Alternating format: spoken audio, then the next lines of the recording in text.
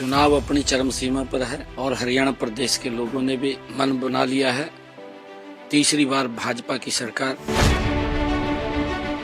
आप कहाँ देख रहे हैं कांग्रेस को हरियाणा में? कांग्रेस को मैं कहीं नहीं देख रहा हूँ। कांग्रेस की हालत बहुत ज्यादा खराब है। राहुल गांधी कल आए, कुरुक्षेत्र आए, नारायणगढ़ आपके अपने पुराने क्षेत्र भी आए, जहाँ आपका गृह क्षेत्र भी है। उन्होंने कहा कि बीजेपी सरकार जा रही है और कांग्रेस आ रही है, और साथ ही उन्होंने भाजपा को आपकी सरकार को अडानी की सरकार भी बताया। इनके नेता फ्रस्ट्रेशन में आ गए हैं। कांग्रेस कहती है कि 2 लाख पद खाली हैं, हमारी सरकार आएगी और पहली कलम से ही उसको भरेंगे। कि मैं सब तो बाद में लूंगा, पहले मैं युवाओं को ज्वाइनिंग लेटर दूंगा। नमस्कार, मैं सुधीर पांडे और आप देख रहे हैं पंजाब केसरी टीवी। हरियाणा विधानसभा चुनाव के लिए अब 3 दिन का समय बचा है। प्रचार बंद हो जाएगा और 5 तारीख को वोटिंग होगी। प्रचार किस तरह से चल रहा है, भारतीय जनता पार्टी क्या तीसरी बार सत्ता में आ पाएगी, इस पर बातचीत करेंगे। हमारे साथ मौजूद है मुख्यमंत्री नायब सिंह सैनी जी। साहब, बहुत बहुत स्वागत है आपका। सर, कैसे देख रहे हैं चुनाव? अब तो पीक पे है और सिर्फ 3 दिन बचे हैं प्रचार के लिए। मैं कहूँ तो 40-50 घंटे बस। चुनाव अपनी चरम सीमा पर है और हरियाणा प्रदेश के लोगों ने भी मन बना लिया है। तीसरी बार भाजपा की सरकार मोदी जी के नेतृत्व के अंदर हरियाणा में डबल इंजन की सरकार तीव्र गति से आगे हरियाणा प्रदेश बढ़े, ऐसा हरियाणा प्रदेश के लोगों ने मन बनाया है। पिछले 10 वर्षों के अंदर हमारी सरकार ने जो लोग हरियाणा प्रदेश के हित में काम किए हैं, बिना भेदभाव के किए हैं, बिना परिवारवाद के किए, बिना क्षेत्रवाद के किए, सबका साथ, सबका विकास, सबका प्रयास, सबका विश्वास, समान रूप से विकास, आज हर क्षेत्र के अंदर मजबूती से हरियाणा आगे बढ़ा है। और लोग चाहते हैं कि मोदी जी के नेतृत्व में तीसरी बार हरियाणा की में बीजेपी की सरकार बने, और ये मन हरियाणा के लोगों ने बना लिया है। कांग्रेस बहुत पिछड़ चुकी है। कांग्रेस ना तो पूर्ण रूप से प्रचार कर पा रही है, ना उनके नेता यहाँ आ पा रहे हैं। कांग्रेस बहुत ज्यादा पिछड़ चुकी है और कांग्रेस की हालत बड़ी खराब हो रही है, क्योंकि उनके अंदर जो आपस में द्वेष है, जो आपस में गुटबाजी है, उस गुटबाजी के कारण कांग्रेस हताशा का शिकार हो चुकी है और कांग्रेस की हालत बहुत ज्यादा खराब है। भारतीय जनता पार्टी बड़े मैंडेट के साथ हरियाणा में आ रही है, क्योंकि कांग्रेस की जो मंशा है, कांग्रेस की मंशा अगर देखते हैं, जो उन्होंने अपना घोषणा पत्र निकाला है, जिसको झूठ का पत्र भी कहते हैं, क्योंकि आज तक कांग्रेस ने जो भी घोषणा पत्र में कहा है, कभी कोई वायदा पूरा नहीं किया। घोषणा पत्र तो साइड में रख देते हैं और भ्रष्टाचार की तरफ बढ़ जाते हैं। आप अगर हिमाचल के अंदर देखेंगे, हिमाचल के अंदर जो उन्होंने घोषणाएं की थी, जो घोषणा पत्र में उन्होंने एजेंडा रखा था, एक भी पूरा नहीं हुआ। 2 साल हो गया। सेम स्थिति कर्नाटक की है, तेलंगाना की है। कांग्रेस के ऊपर से लोगों का विश्वास उठ चुका है कि ये लोग झूठ बोलने वाले लोग हैं और झूठ बोल करके लोगों को बरगड़ाते हैं, बरगड़ा करके उनका वोट बटोर करके लूटने का काम करते हैं। अब इनका हरियाणा के अंदर दाल गलने वाली नहीं, इनका नकाब, इनका चेहरा जनता के सामने आ गया है। और मैं तो ये मानता हूं कि हरियाणा के अंदर जो ये बोलते थे मध्य प्रदेश के अंदर कि हमारी टक्कर है, और ये बोलते थे छत्तीसगढ़ के अंदर हमारा तो एक तरफा है, कांग्रेस के लोग बोलते थे, इस प्रकार का नैरेटिव इन्होंने सेट किया था, वो स्थिति कांग्रेस की हरियाणा में होने वाली। आप कहाँ देख रहे हैं कांग्रेस को हरियाणा में? कांग्रेस को मैं कहीं नहीं देख रहा हूँ। कांग्रेस की हालत बहुत ज्यादा खराब है। मैंने कहा है कि बड़े नेता भी नहीं आ रहे हैं, इनके चुनाव प्रचार के लिए नहीं आ रहे हैं।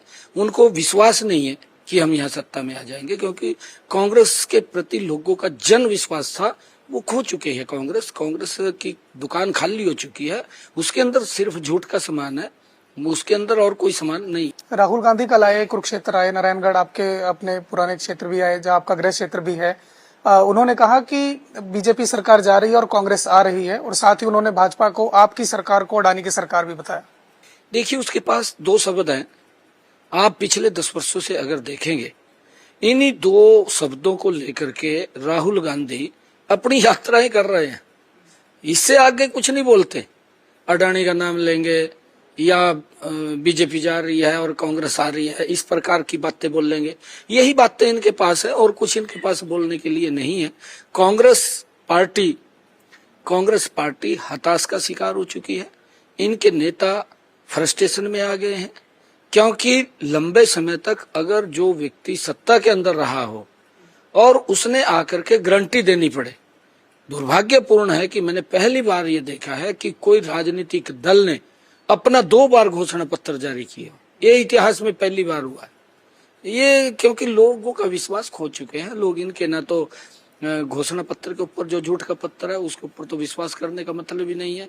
किस प्रकार से नौकरियों को दोबारा फिर बोलिए लगा करके देने का निर्णय इन्होंने रोड मैप तैयार किया है और लोग समझ चुके हैं, लोग इनके ऊपर विश्वास नहीं। कांग्रेस कहती है कि 2 लाख पद खाली हैं, हमारी सरकार आएगी और पहली कलम से ही उसको भरेंगे, आप लोगों ने नौकरियां नहीं दी। मैंने पूछा था हुड्डा साहब को, हुड्डा साहब आप 2014 से पहले 10 वर्ष मुख्यमंत्री रहे, आपको किसने हाथ बांधे थे, किसने आपको रोका था कि 2 लाख पद खाली हैं हम भर नहीं पा रहे?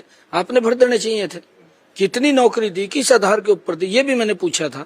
कितना भ्रष्टाचार होता था नौकरी के अंदर, आज तक कोई जवाब नहीं है। खाली झूठ बोलना है और कुछ नहीं है।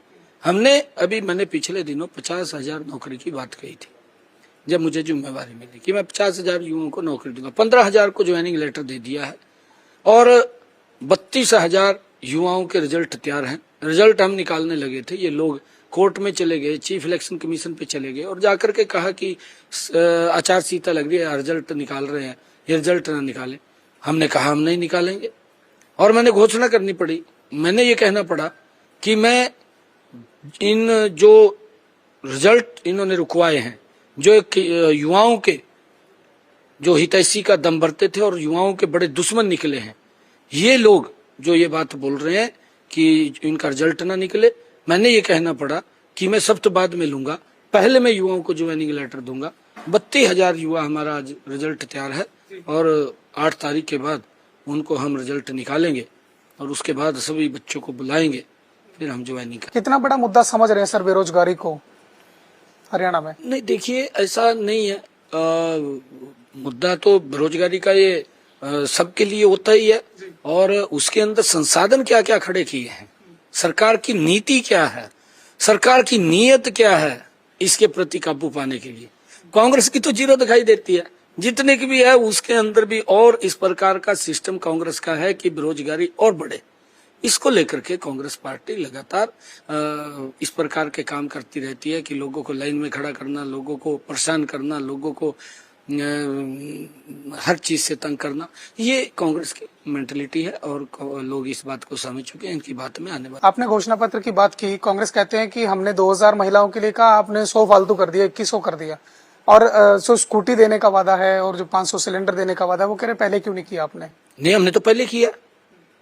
500 रुपए का सिलेंडर हम दे रहे हैं ना, 500 रुपए का मैंने तो कहा है हुड्डा साहब को, हम दे रहे हैं। 1 अगस्त से हमने लागू कर दिया था। हमने तो मैनिफेस्टो में तो उसको जारी रखने के लिए कहा है कि 500 रुपए का जारी रहेगा आगे, ये बात कही है। मैंने कहा है कि कांग्रेस फ्रस्ट्रेशन में आ चुकी है, कांग्रेस झूठ बोल रही है, कांग्रेस के पास कुछ बचा नहीं है और जब बचा नहीं है, उनके नेता भी नहीं रहे और उन नेता आने के लिए तैयार नहीं है।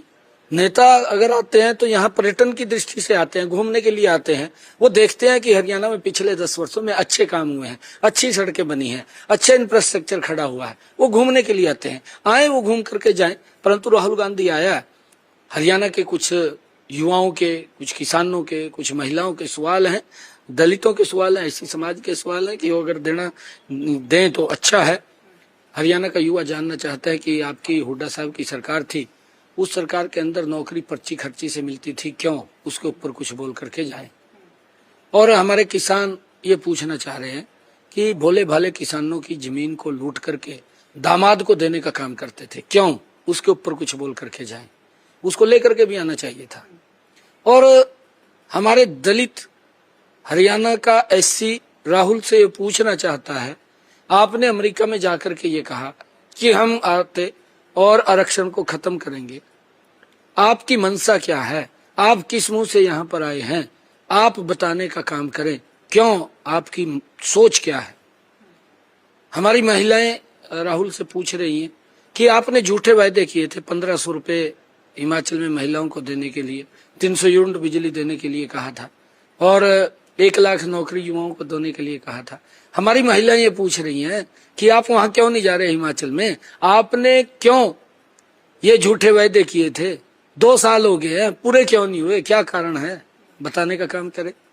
अभी ये झूठ का परिंदा लेकर के यहाँ रहे, आया है, घूम करके चला जाएगा, परंतु हमारे क्वेश्चनों का जो हरियाणा के लोग क्वेश्चन उन्होंने किए हैं शायद उसका उत्तर दे करके जाएंगे, मुझे पूरा विश्वास है।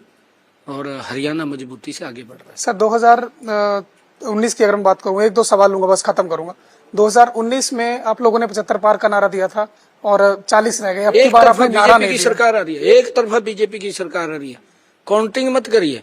एक तरफा बीजेपी की सरकार आ रही है, बड़े मैंडेट के साथ आ रही है, तीसरी बार आ रही है। मोदी जी के नेतृत्व में तीव्र गति से हरियाणा आगे बढ़ेगा। आखिरी सवाल, पूर्ण बहुमत अगर नहीं आता तो क्या दरवाजे खुले हैं? कोई मतलब ही नहीं है। अगर मैं कह हरियाणा रहा का हूँ mandate एक ऐसा तरफा रहता है। सरकार आ रही है, एक तरफा सरकार आ रही है।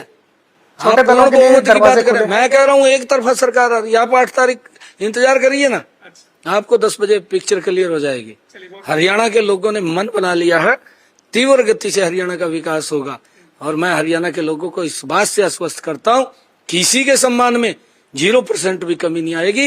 हर व्यक्ति के सम्मान को बढ़ाने के लिए ये आपकी सरकार डबल इंजन की मिलकर के काम करेगी। चलिए, बहुत बहुत शुक्रिया। तो मुख्यमंत्री नायब सिंह सैनी हमारे साथ मौजूद थे। इनका साफ तौर पर दावा है कि सरकार बीजेपी की आएगी और तीसरी बार सत्ता में शीर्ष तक ये लोग पहुंचेंगे। लेकिन हरियाणा की जनता का मन क्या है, इसके लिए इंतजार करना होगा 8 तारीख का।